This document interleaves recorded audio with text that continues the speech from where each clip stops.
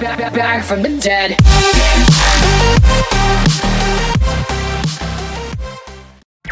Benvenuti su Spiegato Semplice. Oggi vi mostrerò come poter trasmettere in diretta su YouTube attraverso il software OBS Studio.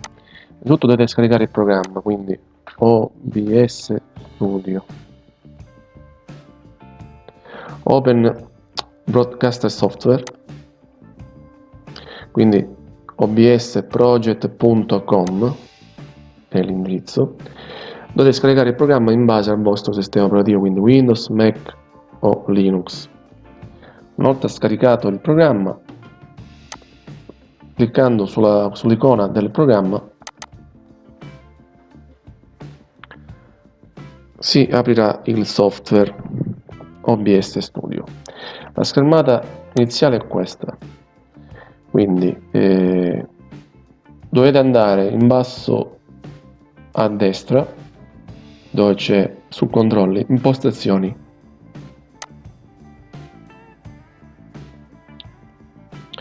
dirette, dovete selezionare il servizio, quindi YouTube in questo caso, poi ci sono altri servizi come Facebook, Twitch, Twitter eccetera, quindi YouTube. Vi chiederà di codice delle dirette che dovete trovare, appunto, che la troverete sul vostro canale YouTube. Quindi crea un video, quindi trasmetti dal vivo. Potete creare uno streaming attraverso la webcam, quindi attraverso il programma in cloud su YouTube. In questo caso utilizzeremo Stream, quindi se apriamo questa schermata, quindi tutorial, mettiamo il titolo del nostro video, potete mettere pubblica la descrizione, impostare i vari parametri che di solito si impostano nei vari video YouTube. Alla fine troverete in basso crea stream. Qui sul lato sinistro troverete chiave stream, quindi chiave generata automaticamente. Fate copia e lo incollate qui dove c'era poco fa codice delle dirette. Incolla, ok. Quindi dovete trasmettere qualcosa. Io ho preparato una scena, poi magari riguardante le scene ne parleremo in un prossimo tutorial.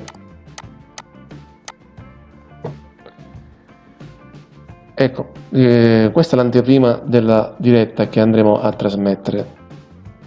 Dobbiamo avviare la diretta, quindi avvia la diretta. Sei sicuro di voler avviare una diretta? Sì. Torniamo su YouTube e vedrete che YouTube creerà un'anteprima di streaming. Connessione eccellente, importante avere ovviamente una buona connessione. È apparsa la schermata, quindi quello che sto trasmettendo è questo e lui lo sta facendo vedere in anteprima. Quando siete pronti, avete impostato tutti i vari parametri, potete trasmettere dal vivo cliccando qui, trasmetti dal vivo. La trasmissione sta per iniziare.